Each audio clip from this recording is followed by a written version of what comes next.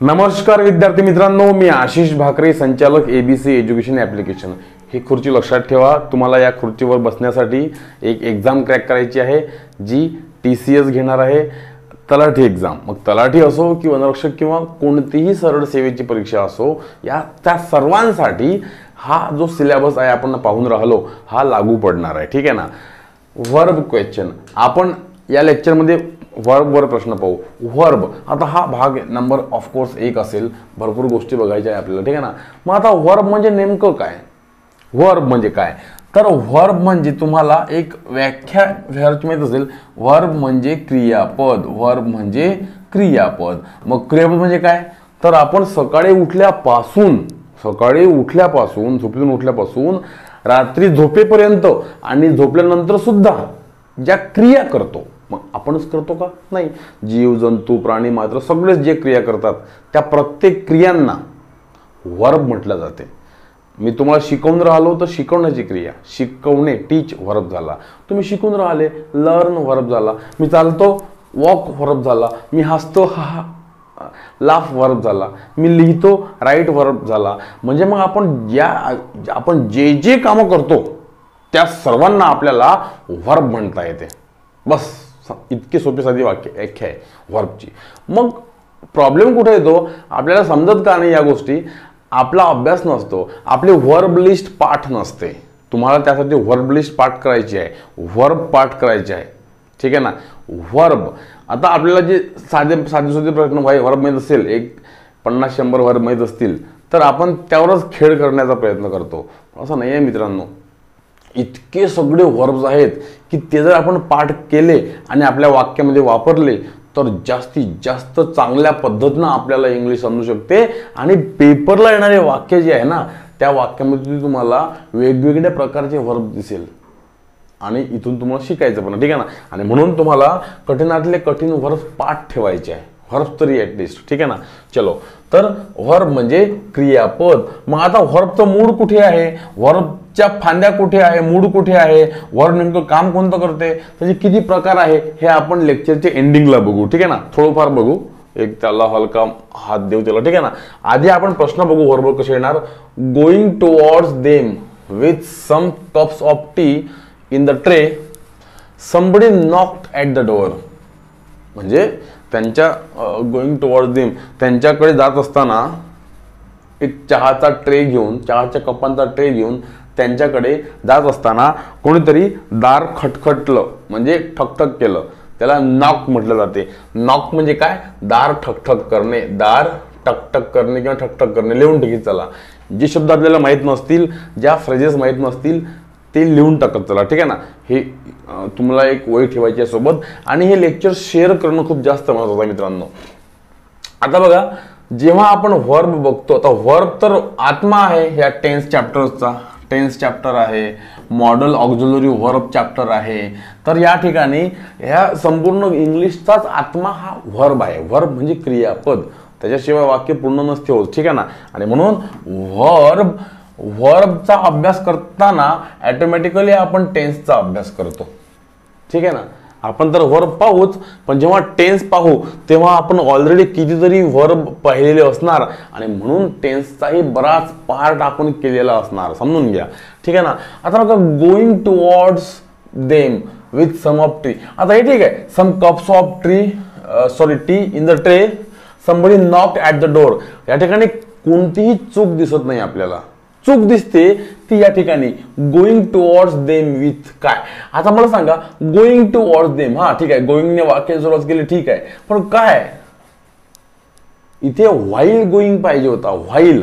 आता आपण past continuous tense मध्ये आपण व्हाईल शिकतो। व्हाईल म्हणजे करत असताना, करत लिहून टाकत चला, असताना। बघा, व्हेन वेगळा, व्हेनचा अर्थ काय होतो, जेव्हा तेव्हा। व्हेन म्हणजे काय होते, जेव्हा तेव्हा, जेव्हा तेव्हा। व्हेनने जर प्रश्न विचारला तर तो केव्हा असा होतो। ठीक आहे ना। व्हेनने वाक्य जोडलं तर जेव्हा तेव्हा असा होतो। पण व्हेन सारखाच वापर आपण व्हाईलचा करतो, मात्र व्हाईलच्या ऐवजी आपण व्हेनच लिहून टाकतो आणि काम भागून टाकतो। पण समजून घ्या, व्हेनचा अर्थ काय होतो, जेव्हा तेव्हा, आणि व्हाईलचा अर्थ काय होतो, करता एखादी क्रिया करत असताना. म्हणजे while I was watering the plant, मी झाडाला पाणी टाकत असताना, माय फ्रेंड केम, माझा मित्र आला. ठीक आहे ना. म्हणजे व्हाईल आवश्यक आहे. इथे काय पाहिजे होतं, गोईंगच्या आधी व्हाईल. व्हाईल हवं तर व्हाईल आय वॉज असं पाहिजे होतं.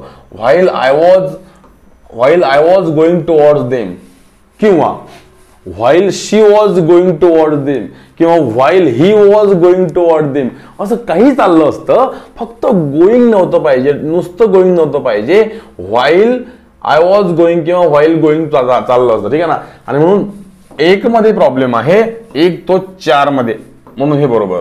समजलं का. मग तुम्हाला या पद्धतीने काम करायचं आहे. हा आहे TCSचा खरा पॅटर्न इंग्लिशचा. MPSCचा पॅटर्न थोडा वेगळा आहे. त्यामध्ये एक प्रश्न असतो, त्याचे ऑप्शन्स असतात, खाली पण त्याचे ऑप्शन्स असतात. ठीक आहे ना.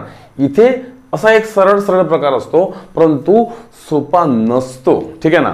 म्हणून बारक्यानं लक्ष द्या. Shall you like to accompany, साथ देणे. ठीक आहे ना, साथ देणे. Shall you like to accompany us, तुला आवडेल का आम्हाला साथ देणं. इन द पिकनिक मध्ये, which we are going to arrange today, आज आम्ही जी पिकनिक योजणार आहोत, पिकनिक म्हणजे करणार आहोत, त्यात तू आम्हाला साथ देशील का. ठीक आहे. या वाक्यात काय कुठे अर्थ नाही बघा. तर नियम समजून घ्या मित्रांनो. आय आणि वी साठी आपण शॉलचा वापर करत असतो, आणि ऑल अदर जगातल्या ज्या गोष्टी असेल त्यामध्ये आपण विल वापर करतो. या सगळ्या पृथ्वी तलावर दिसणाऱ्या प्रत्येक गोष्टींसाठी आपण विल लावतो. फक्त आय आणि वी लाच आपण शॉल लावत असतो. आता इंटरनॅशनल लँग्वेज मध्ये बदल झालेला आहे. त्यामध्ये तुम्हाला शॉल दिसणार नाही किंवा खूप कमी दिसेल. आपल्या इंडियामध्ये आपण शॉल वाढवला, शॉल वापरून राहिलो, पण फॉरेन कंट्रीजमध्ये पाहिलं तर सर्रास आपण विलचा वापर करतो. मग आय आणि वी जरी असेल तरी त्याला सुद्धा आपण विल लावतो. बाकी सर्वांना तर विल लागतोच, म्हणजे फक्त विलच उरतो. शॉलचा जमाना नाही आहे. शॉल गहाळ झाला. जसं आपल्या मराठी भाषेतले बरेच शब्द गहाळ होतात. ठीक आहे. त्याचप्रमाणे प्रत्येक भाषेमधले शब्द कधी ना कधी गहाळ होतात आणि नवीन शब्द त्यामध्ये ऍड होतात. आता इंग्लिश अशी लँग्वेज आहे, इंग्लिशमध्ये दरवर्षी कितीतरी वर्ड्स ऍड होतात. गहाळ व्हायचं प्रमाण कमी आहे, पण ऍड जास्त होतात. आणि म्हणून ती लँग्वेज फ्लेक्झिबल आहे.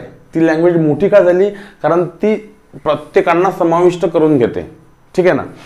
म्हणून आय आणि वी ला आपण शॉल जपला, पण इंटरनॅशनल भाषेमध्ये शॉल सध्या नाही आहे. आपण सर्वांना काय लावायला पाहिजे, विल लावायला पाहिजे. पण जेव्हा आपण स्पर्धा परीक्षांची तयारी करतो तेव्हा मात्र रिक्स घेता कामा नये. आय आणि वी साठी शॉल लावा, बाकी सर्वांसाठी विल लावा. ऑफकोर्स या ठिकाणी शॉलच्या ऐवजी विल पाहिजे होता, आणि ते वाक्य असं झालं असतं, will you like to accompany us, तुला आम्हाला साथ देणं आवडेल का, आमच्या सोबत जाणं आवडेल का. म्हणून या ठिकाणी शॉलच्या ऐवजी विल पाहिजे.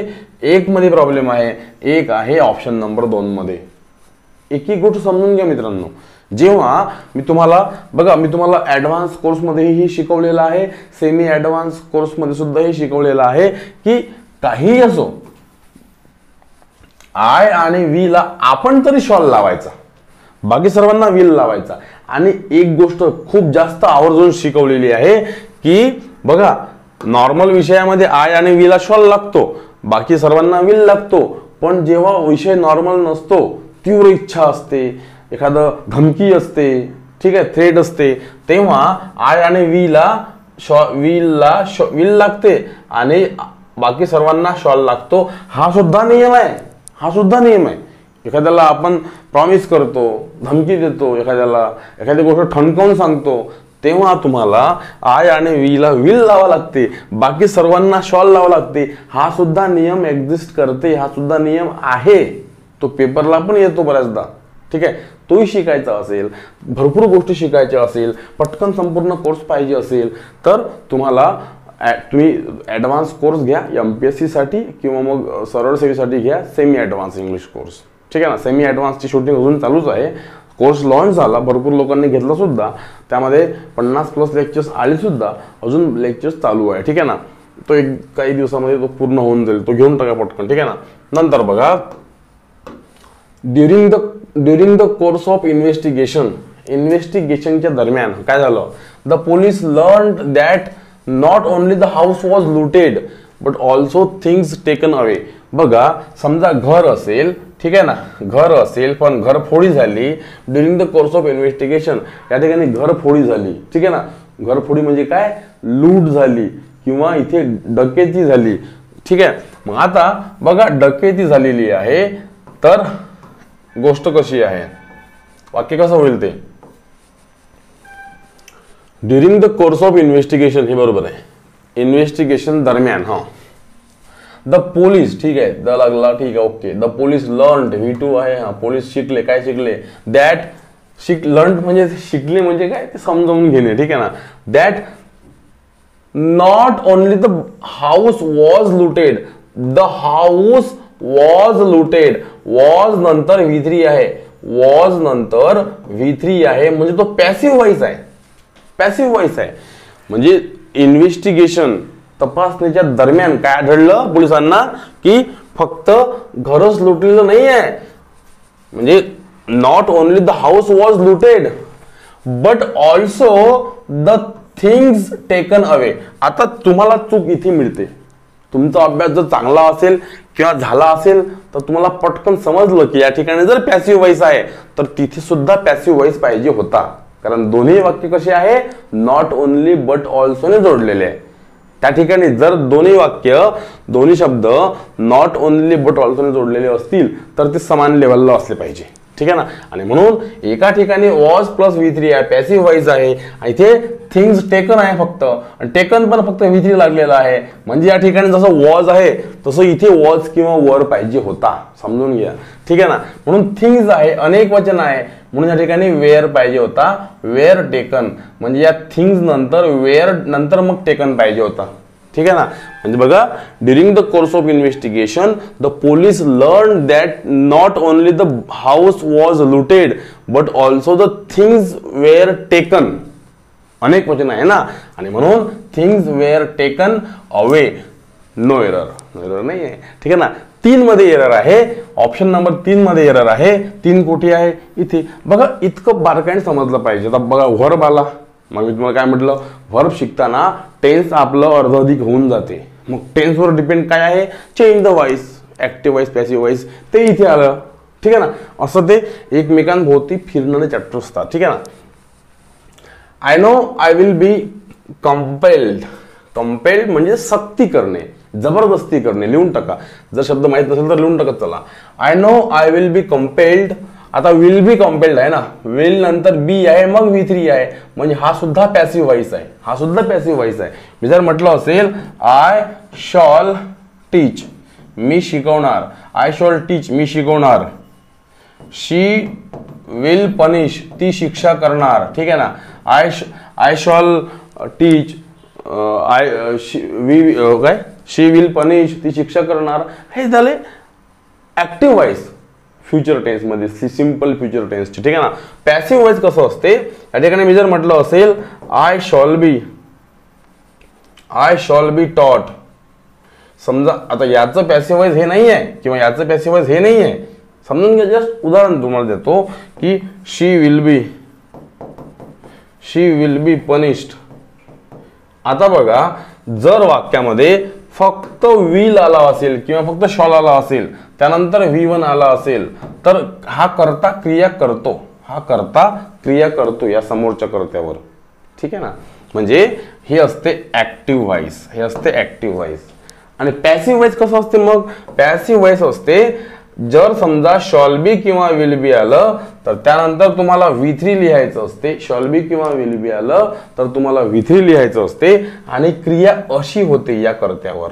I shall be taught by him, त्याच्याकडून मला शिकवल्या जाईल. She will be punished by government, she will be punished by government, म्हणजे गव्हर्नमेंट तिला पनिशमेंट देईल. ठीक आहे ना. आपण जेव्हा ऍक्टिव्ह पॅसिव्ह पाहू तेव्हा आपण या पद्धतीनं शिकू सगळं. ठीक आहे ना. समजलं असेल तर ठीकच आहे, नसेल समजलं तर काही लोड घेऊ नका. आपल्या मुद्द्यावर वापस या. बघा या ठिकाणी काय पाहिजे आहे, I shall be compelled. I know I shall be compelled. मला माहित आहे की माझ्या हाताने जी चूक झालेली आहे, मला माहित आहे की I know I will be compelled to leave this hostel this week. जी मी चुकी केली, जी मी पेपर फोडला असेल किंवा आणखी काही चुकी केली असेल, ठीक आहे ना, I know I will be compelled to leave this hostel this week. पाहतो ना आपण पिक्चरमध्ये पोरं लोक ते पेपर फोडतात किंवा मस्ती करतात, एखादं गैर काम करतात, खून करतात कोणाचा किंवा आणखी काही होतात. मग आपण पाहतो की त्याला एक जुन्या पिक्चरमध्ये राहायचं, ते आता नसते राहत. ठीक आहे ना. तर त्यांना सजा होते. ठीक आहे ना. म्हणून I know I will be compelled, किंवा मग हॉस्टेलची फी नसेल भरली. ठीक आहे ना, फी नसेल भरली. I know I will be compelled to leave this hostel this week. मला माहित आहे की हे हॉस्टेल सोडण्यासाठी मला जबरदस्ती केली जाईल. Which will be very disadvantages for me, की जे माझ्यासाठी खूपच घातक आहे, खूपच नुकसानकारक आहे. मग आता मला सांगा काय लागेल या ठिकाणी. तर समजून घ्या, एक नियम आहे मित्रांनो. जर समजा हे लिहून घेत चला, जर समजा आता बघा आय विल बी कंपेल्ड आहे की नाही, बी कंपेल्ड म्हणजे सक्ती करणे. ठीक आहे ना. बी कंपेल्ड किंवा बी ऑब्लाइग्ड म्हणजे बंधन करणे. बी फोर्स म्हणजे तेच पुन्हा ते झालं फोर्स करणे, एखाद्याला बंधन करणे. बी ग्रेटफुल, एखाद्यासोबत ग्रेटफुल राहणे. किंवा be under the necessary of. जर या अशा फ्रेजेस आल्या असेल तर तुम्हाला या वाक्यामध्ये शॉलचा वापर करायचा असतो. जसं आपण म्हणतो पेपरला एकदा MPSCला, I shall be oblige to go, मला जाणं बंधनकारक आहे. I shall be oblige to go. आणि या ठिकाणी म्हणून तुम्हाला काय पाहिजे आहे, आय विल बी नाही पाहिजे, तर आय शॉल बी पाहिजे होता. या विलच्या ऐवजी शॉल पाहिजे, बाकी सगळं बरोबर आहे. एक मध्ये प्रॉब्लेम आहे म्हणून एक हे आपलं उत्तर आहे. समजलं का. असे असतात कॉमन एरर्स, हे आहे ओरिजिनल कॉमन एरर्स. ठीक आहे ना. नंतर बघा, once we were dwelt by the sea side. एक जमाना होता की आम्ही समुद्राच्या काठावर राहायचो वस्ती करून. भटके लोक होतो, जिप्सी लोक होतो. जिप्सी म्हणजे भटके लोक होतो. बट नाव ते आपण रील्स पाहतो. तर but now we have settled, पण आम्ही सेटल झालेलो आहोत आवर सेल्स इन मुंबई. आता आम्ही स्वतःच मुंबईमध्ये सेटल झालेलो आहोत. काय लागते या ठिकाणी, वन्स वी वेअर ड्वेल्ट. की फक्त वी ड्वेल्ट पाहिजे, वन्स वी ड्वेल्ट. ठीक आहे ना. इथे वेअर नाही पाहिजे, इथे वेअरचा काही सेन्स बनत नाही. V3 आहे म्हणून वेअर लावून टाकायचा, त्याला काही तथ्य नाही आहे. Once we dwelt by the sea side, एकदा आम्ही राहायचो आहे ना, म्हणून फक्त सिंपल पास्ट टेन्स पाहिजे. आम्ही जिप्सी म्हणून, भटके लोक म्हणून समुद्राच्या काठावर राहायचो, म्हणजे वन्स वी ड्वेल्ट. सरळ once I played, once I taught you. ठीक आहे ना. या ठिकाणी वेअरची गरज नाही, तो सुपरफ्लस आहे. ठीक आहे, चुकीचा भाग आहे तो, म्हणून इथे एक मध्ये चूक आहे. हे एक, once we dwelt by the sea side but now we have settled our selves in Mumbai. एकदा एक अशी वेळ होती की आम्ही समुद्राच्या काठावर भटके लोक म्हणून राहायचो, पण आता आम्ही मुंबईमध्ये सेटल झालेलो आहोत. त्याचा अर्थ असा होतो या वाक्याचा. ठीक आहे ना. नंतर बघा, I am really very sorry to learn that the reasonable man like you has lain to me. मला खूपच वाईट वाटून राहिलो. I am very sorry to learn, मला एक गोष्ट शिकलो ॲक्च्युली, की दॅट द रिझनेबल मॅन. आता रिझनेबल मॅन म्हणा, ॲमेबल मॅन म्हणा, फ्रेंडली मॅन म्हणा, किंवा एक स्टेटस होल्डर मॅन म्हणा, काही म्हणा ना. Reasonable man like you has lain to me. मला या गोष्टीचं वाईट वाटते की तुझ्यासारखा माणूस माझ्यासोबत खोटा बोलला. आता ऍक्च्युली या ठिकाणी लेन म्हणजे खोटं बोलणं नाही होत. या ठिकाणी तुम्हाला असं लेड पाहिजे होतं, लाईट पाहिजे, लाईड. याचा अर्थ बघा काय ते, LIE लाय म्हणजे खोटे बोलणे, लाय म्हणजे खोटे बोलणे. तर हा V1 आहे, लाय हा V1 आहे. याचं मग V2 काय होणार, तर लाय, लाईड आणि lied, V2 V3, lying, light, lies, ठीक आहे ना. V1 V2 V3, V1 V2 आणि V3, लाय, लाईड, लाईड. पण एक लाय आणखी होते, पहुडणे, पहुडणे किंवा लोटणे. आपण असं लोटतो ना, खाली लोटतो आपण जमिनीवर, उन्हाळा असेल तर खाली लोटतो, पावसाळा असेल तर वर लोटतो, ठीक आहे ना. ठीक आहे, हिवाळा असेल तर असं पांघरून घेऊन लोटतो. लोटणे फक्त पहुडणे, जस्ट लोटणे, बसणे, ठीक आहे ना, थकलो म्हणजे. तर लाय म्हणजे पहुडणे. पण याचं काय होते, V2 ले आणि लेन होते V3, ठीक आहे ना. आणखी याच्यामध्ये समजा आपण डीप गेलो तर लाय म्हणजे पहुडणे, लेन आणि लेन असंही होते. परंतु प्रचलित खरं हे आहे प्रचलित, लाय, ले, लेन म्हणजे पहुडणे, लोटणे. हे समजून घ्यायचं, पेपरला येणारे शब्द आहेत हे कितीही किचकट असले, कठीण असले, बोरिंग असले तरीही विषय महत्वाचा आहे, जो आपल्याला नोकरी मिळवून देऊ शकतो. आणि म्हणून संयमाने संपूर्ण लेक्चर बघायचं. माझी संपूर्ण सिरीज, तुम्ही जर हा लेक्चर पहिल्यांदा पाहत असाल तर ही पूर्ण सिरीज बघा, तुम्हाला एक प्रश्न कसे असतात याची जाणीव होईल, ठीक आहे ना. नंतर बघा, लाय खोटे बोलणे, लाय, लाईड आणि लाईड, ठीक आहे. चलो, मग या ठिकाणी लेनच्या ऐवजी काय पाहिजे होता, लाईड पाहिजे होता. म्हणून 3 मध्ये चूक आहे आणि 3 आहे ऑप्शन नंबर 4 मध्ये, ठीक आहे. The boy was trembling. आता ट्रेम्बलिंगचा अर्थ आपल्याला माहित असला पाहिजे. मी तुम्हाला काय म्हटलं, वर्ब पाहून राहिलो आपण, म्हणून वर्बचे मिनिंग आपल्याला माहीत असायला हवे. जर ते मिनिंग माहीत नसेल तर मग काही मजा नाही आहे, ठीक आहे ना. आणि म्हणून तुम्हाला व्होकॅब्युलरीवर भर द्यायचा आहे मित्रांनो. जी आपली पाठ असते व्होकॅब्युलरी, गो, वॉक, राईट, रीड, हे तर आहेच, हे तर कॉमन गोष्टी आहे. तुम्हाला बरेच वर्ब्स पाठ करायचे आहेत. आता पाठ कसे कराल, असं घेऊन बसाल का पाठ करा, नाही असं नाही. रोजचे न्यूजपेपर्स वाचायचे, नॉवेल्स वाचायच्या, कोणतेही इंग्लिशचं पुस्तक वाचायचं, डिक्शनरी सोबत ठेवायची. कठीण शब्द आला तर सर्च करायचा, तो संदर्भ घेऊन ह्या शब्द आपल्या डोक्यात फिट बसून जातो. तुम्ही नुसतं वाचलं असं तर काही होत नाही, ते इम्प्लिमेंट केलं पाहिजे. मग इम्प्लिमेंट बोलताना करा की वाचताना करा, की एखादी गोष्ट, एखादी केस समजून घेताना करा, पटकन समजते, ठीक आहे ना.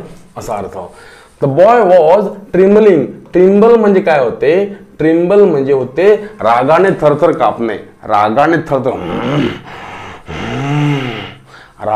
थरथर कापणे, ठीक आहे ना. म्हणजे ट्रिम्बलिंग होते. द बॉय वॉज ट्रिम्बलिंग, बरोबर आहे.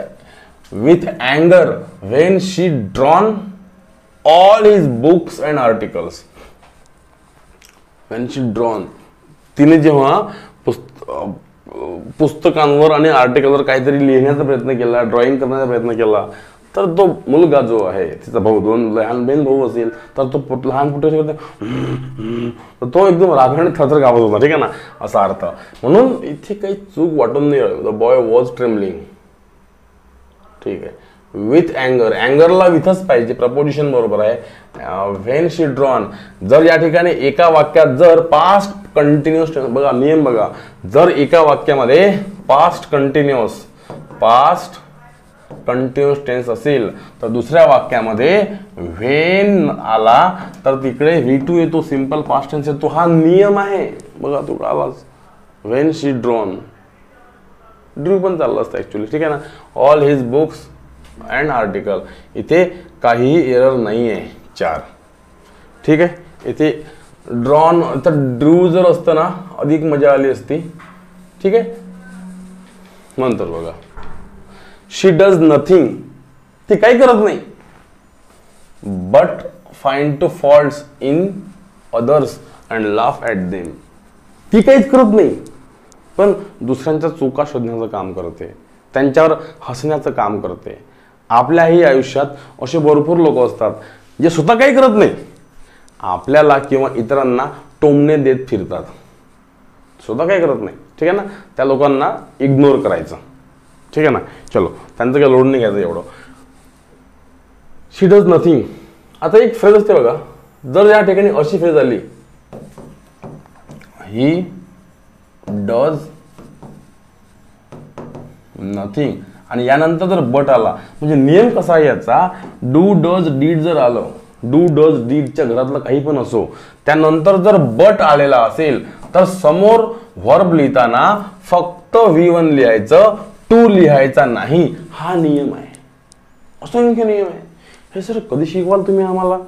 हे मी ॲडव्हान्स कोर्समध्ये शिकवलेला आहे, ॲडव्हान्स इंग्लिश ग्रामर कोर्स. तो कोर्स मोठा आहे, तो कोर्स राज्यसेवेच्या लेवलचा आहे, कंबाईनच्या लेवलचा आहे, त्यासाठीच तो बनवलेला कोर्स आहे. आणि सेमी ॲडव्हान्स आहे सरळ सेवांसाठी. ठीक आहे. आता हा तर कोर्स फक्त प्रश्नांचा आहे, म्हणून तुम्हाला शिकायचं असेल तर तुम्हाला कुठेही शिकावं लागेल. ठीक आहे ना, किंवा माझ्याकडे शिकावं लागेल. हे प्रॅक्टिस आहे प्रश्नांची. ठीक आहे ना, शिकायचं असेल तर तुम्हाला कोर्सेस घ्यावे लागतील. सेल्फ स्टडी केल्याने होत नसतो मित्रांनो, शिकवणारा असला पाहिजे. आणि म्हणून मी सर्वांना कोर्स घेता यावा म्हणून त्या सेमी ॲडव्हान्स कोर्सची फी खूप कमी करून ठेवलेली आहे, खूप कमी करून ठेवलेली आहे. ह्या तलाठी किंवा वनरक्षक ज्या परीक्षा आहे ना ह्या संपेपर्यंत. ठीक आहे ना. She does nothing but find faults in others and laugh. आता समजा जर असं आलं असेल, डू डजच्या वाक्यात समजा बट आलेला असेल तर समोर फक्त V1 पाहिजे. म्हणून बघा इथे काय पाहिजे होतं, शी डज नथिंग बट फाइंड, इथे टू पाहिजे नव्हता. आपण म्हणतो ना she does nothing but sleep, ती काय करत नाही फक्त झोपते. He does nothing but makes video, हा तो काय करत नाही फक्त व्हिडिओ बनवत राहते, असा अर्थ. ठीक आहे ना. म्हणून इथे टू नव्हता पाहिजे, टू बी नव्हतं, बी मध्ये चूक आहे. नंतर बघा, the radio broadcasted last night that the temperature in Kashmir would go below 10 Celsius. No errors. समजून घ्या, एक नियम समजून घ्या. जेव्हा ब्रॉडकास्ट होते बघा, जेव्हा असं ब्रॉडकास्ट होते किंवा आपण कास्ट म्हणजे सुरू करणे कास्ट म्हणतो, किंवा आपण असं रिकास्ट असं म्हणत असतो, किंवा आपण असं फॉरकास्ट म्हणत असतो. फॉरकास्ट म्हणजे अंदाज व्यक्त करणे असं म्हणत असतो बघा. ब्रॉडकास्ट, पॉडकास्ट म्हणजे रेडिओवर. ठीक आहे ना. कॉस्ट, रिकॉस्ट, फॉरकास्ट, कास्ट, कास्ट, हा कॉस्ट नाही कास्ट, हे शब्द जर आले असेल तर यांचं V1, V2 आणि V3 बिलकुल सेम राहते, बिलकुल सेम राहते. जसं आपण कट कट कट म्हणतो, सेट सेट सेट म्हणतो, पुट पुट पुट म्हणतो, ते तिन्ही सारखेच असतात. गो वेंट गॉन तिन्ही वेगळे आहे. प्ले प्लेड प्लेड दोन सारखे आहे, हे तिन्ही सारखेच आहे. ठीक आहे ना. असे ते व्हर्बचे V1, V2, V3 असतात मित्रांनो, आणि यांचे V1, V2, V3 एकदम सारखे असतात. आणि म्हणून तुम्हाला या ठिकाणी ब्रॉडकास्टेड नाही पाहिजे, फक्त ब्रॉडकास्ट पाहिजे होतं. हे चुकीचं आहे.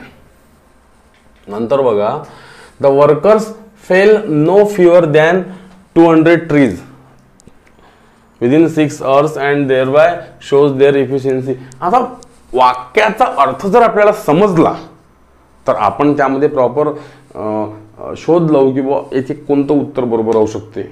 आपल्याला वाक्याचा अर्थ समजला नाही, आपल्याला माहीतच नाही, अर्थ समजला नाही तर काही समजत नाही मित्रांनो.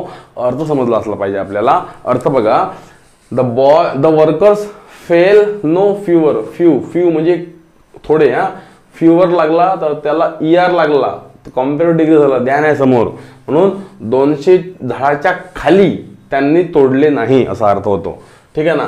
विदिन 6 hours 6 तासात 200च्या वर झाड त्यांनी कापून खाली टाकले आणि त्यांनी काय दाखवलं, there by shows their efficiency, म्हणजे त्यांची स्किल जी आहे, त्यांची जी पात्रता आहे ती त्यांनी दाखवली 6 तासात 200 झाडं खाली पाडून. आता या दोन गोष्टी महत्त्वाच्या मित्रांनो, समजून घ्या. आपल्याला V1, V2 आणि V3 चा समज असला पाहिजे. समजा जर मी म्हटलं असेल फाल म्हणजे पडणे, आपण स्वतः पडलो मी, फाल म्हणजे पडणे. फालचं काय होतं या ठिकाणी, आपण फेल होते V3, हा फेल वेगळा बघा, FAIL फेल म्हणजे नापास होणे, तो फेल वेगळा. पण हा जो फाल आहे, फाल म्हणजे पडणे, फेल म्हणजे V2 आणि याचा V3 काय होते, फालन. फाल फेल फालन. जसं आपण म्हणतो go went gone, speak spoke spoken, eat ate eaten, fall fell fallen असं आहे. फाल म्हणजे स्वतः असं पडणे. ठीक आहे ना. पण जर समजा आपण असं फेल म्हटलं, FELL फेल म्हटलं, हा सारखा नाही आहे, हा वेगळा. ठीक आहे ना. हा जो फेल आहे याचा अर्थ काय होतो, स्वतः पडणं नाही होत, झाडं कापून खाली पाडणे होते, काटून खाली पाडणे. मग झाड असो की काही असो, समजलं. लिहून घेत चला. मी जे सांगतो ते सर्व तुमच्या भाषेमध्ये मराठीत लिहत चला, तुमच्या मित्रांना पाठवा, शेअर करा. निदान तुम्ही जवळच्या मित्रांना तरी ह्या गोष्टी पाठवत राहा, त्यांचाही फायदा होईल. नातेवाईकांना पाठवा, तुमच्या भोवताल कोणी अशा गृहिणी असतील ज्यांना अभ्यास करायचा आहे पण वेळ मिळत नाही, त्यांनाही पाठवत राहा. ठीक आहे ना. किंवा कोणी दुर्गम भागातले मुलं असतील, ग्रामीण भागातली मुलं, त्यांची एवढी परिस्थिती नाही आहे की त्या अमरावतीमध्ये येऊन ते क्लास लावतील किंवा ते पुण्यात जाऊन क्लास लावतील, मोठमोठे पुस्तकं घेतील, असं नाही आहे. म्हणून त्यांनाही पाठवत चला मित्रांनो. एक तुमचा शेअर भरपूर लोकांची हेल्प करू शकते. बघा मुद्द्यावर वापस येतो. फाल, फेल, फालन, V1, V2, V3 आणि फेल म्हणजे कापून खाली पाडणे, त्याचं होते फेल, फेल्ड आणि फेल्ड. म्हणून या ठिकाणी त्याने झाडं जर कापून खाली पाडले असतील तर या ठिकाणी या फेलच्या ऐवजी काय पाहिजे होता, FELLED, फेल्ड हे पाहिजे होतं. इतका बारीक अभ्यास आपला व्हर्बचा पाहिजे असतो, कारण तसेच प्रश्न पेपरला येतात. हे क्वालिटी क्वेश्चन काढून ठेवलेले आहे तुमच्यासाठी खास, आणि म्हणून तो अभ्यास करत राहा. ए मध्ये प्रॉब्लेम आहे म्हणून हे उत्तर बरोबर. ठीक आहे ना. आता नेमकं व्हर्ब म्हणजे काय, तर व्हर्ब म्हणजे क्रियापद होते, क्रियापद. आपण सकाळी उठल्यापासून तर रात्रीच्या झोपेपर्यंत ज्या गोष्टी करतो त्या सर्व क्रिया असतात. उठतो, दात घासतो, आपण फ्रेश होतो, चहा घेतो, नाश्ता करतो, बाहेर जातो, व्यायाम करतो, जॉगिंग करतो, येतो, खातो, पितो, लिहितो, बसतो, ज्याच्या शेवटी ने येतो, खाणे, पिणे, करणे, झोपणे, लिहिणे, वाचणे, उठणे, बसणे. ठीक आहे ना. हे सर्व व्हर्ब असतात, सर्व व्हर्ब असतात. व्हर्बचं मूड बघा कुठे आहे, पार्ट्स ऑफ स्पीच मध्ये व्हर्बचं मूड आहे. पार्ट्स ऑफ स्पीच 8 आहेत. Noun, pronoun, adjective, verb, adverb, preposition, conjunction आणि इंटरजेक्शन. तर हा व्हर्ब तो त्या 8 पार्ट्स ऑफ स्पीच पैकी एक आहे. त्याचे 2 मुख्य भाग आहे. एक आहे मेन व्हर्ब आणि एक आहे auxiliary verb. Auxiliary verb, main verb मध्ये आपण V1, V2, V3, V4, V5 बघतो. ट्रान्झिटिव्ह व्हर्ब, इंट्रान्झिटिव्ह व्हर्ब, कॉझिटिव्ह व्हर्ब, भरपूर गोष्टी बघतो व्हर्बच्या. आणि या ऑक्झिलरी व्हर्ब मध्ये आपण 3 गोष्टी प्रामुख्याने बघतो मित्रांनो. इथे एक असतो प्रायमरी ऑक्झिलरी व्हर्ब, ज्यामध्ये am, is, are, was, were, do, does, have, has या सर्वांचा समावेश होतो. नंतर आहे मॉडल ऑक्झिलरी व्हर्ब, यामध्ये can, could, shall, should, will, would, may, must, might यांचा वापर होतो. नंतर आहे सेमी मॉडल, यामध्ये use to, dare, use to, ought to, dare, need त्यांचा समावेश होतो. या सर्व गोष्टींचा आपल्याला अभ्यास करायचा आहे व्हर्बच्या नावाखाली. समजलं ना. आणि म्हणून त्यासाठी काय केलं आपण, model auxiliary verb, semi model auxiliary verb यांचा एक सेपरेट पार्ट केला, मॉडल ऑक्झिलरी व्हर्ब या नावाने. आणि व्हर्ब हा पार्ट्स ऑफ स्पीचचा वेगळा पार्ट ठेवला. एक एक गोष्ट शिकायची आहे, पेपर क्रॅक करायचा आहे ना, मग तुम्हाला एकेका गोष्टीवर लक्ष द्यावं लागेल. आणि हे सगळं संपूर्ण शिकायचं असेल, तुम्ही MPSC वाले असाल तर ॲडव्हान्स कोर्स तुमच्यासाठी तयार केलेला आहे. तुम्ही जर समजा सरळ सेवा देत असाल तर सेमी ॲडव्हान्स कोर्स केलेला आहे.